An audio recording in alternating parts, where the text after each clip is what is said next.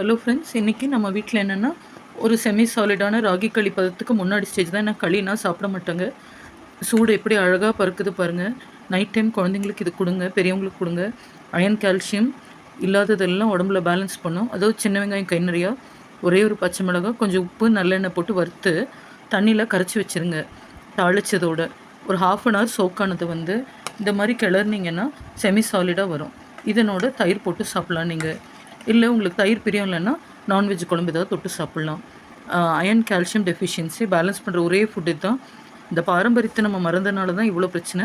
உங்களுக்கு தேவைப்பட்டால் கொஞ்சம் ஒரு கை முருங்கைக்கீரை கூட போட்டுக்கலாம். இதில் லாஸ்ட்டாக இறக்குறதுக்கு முன்னாடி கொதி வர்றப்போ ட்ரை பண்ணி பாருங்களேன். ஸோ கொஞ்சம் ஆறணுன்னு ராகி கூழ் இல்லை களியோட கெட்டி தயிர் போட்டு கொடுத்துடலாம். இது வந்து லாக்டோபசிலஸ் ரிட்டைன் பண்ணும் கட்டில். அது வந்து அயன் கால்சியம் பேலன்ஸ்டாக இருக்கும் ஹெல்த்து. ஸோ இந்த மாதிரி ட்ரை பண்ணி பாருங்கள் ஃப்ரெண்ட்ஸ். எவ்ரி நைட் சாப்பிட்டாலும் ஒன்றும் ஆகாது. அப்படி செய்ய கஷ்டமாக இருந்தால் ஆல்டர்னேட் டேஸாவது வீக்லி செஞ்சு கொடுங்க.